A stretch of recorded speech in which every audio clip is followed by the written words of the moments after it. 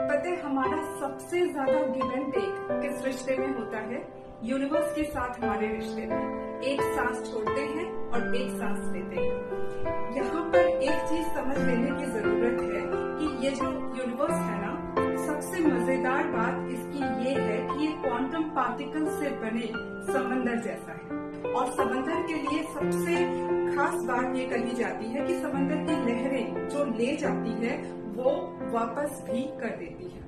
ठीक इसी तरह हम इस क्वांटम समंदर में अगर सांसों से प्यार देते हैं तो ये प्यार लौट करके हम तक आएगा, नफरत देते हैं तो नफरत लौट करके आएगी, चिंताएं देते हैं तो चिंताएं लौट करके आएगी, सेल्फ लव देते हैं तो सेल्फ लव लौट करके आएगा, सेल्फ रिजेक्शन देते हैं तो सेल्फ रिजेक्शन लौट करके आएगी, चिंताएं देते हैं तो चिंताएं ही लौट करके आएगी। सबसे इम्पोर्टेंट बात ये है कि हम अक्सर नेगेटिविटी से भरे हुए होते हैं।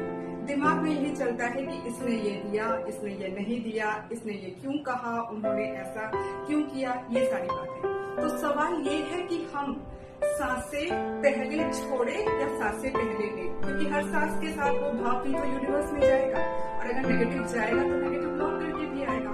तो क्या किया जा सकता है? ऐसे में ना हम क्वांटम अवेयरनेस को कैटलिस्ट की तरह यूज कर सकते हैं। क्वांटम अवेयरनेस के जरिए पॉजिटिव में बदल सकते हैं नेगेटिव को। कैसे? हम चैलेंजेस को अपॉर्चुनिटीज में बदल करके सोच सकते हैं।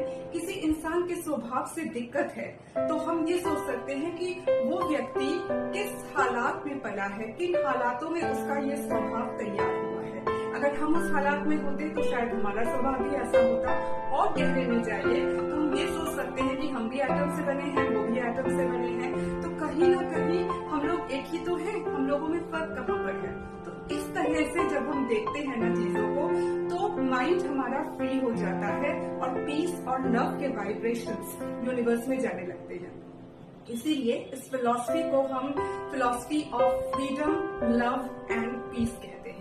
और इस फ्रीडम, लव एंड पीस को जो फैलाते हैं ना, वो मैसेंजर्स ऑफ पीस कहे जा सकते हैं। लेकिन पीस ऑफ माइंड का ये जो सफर है वो बॉडी से शुरू होना बहुत जरूरी है, क्योंकि अगर हम आइडल वेट पे होते हैं तो हमारे भीतर एक कॉन्फिडेंस होता है।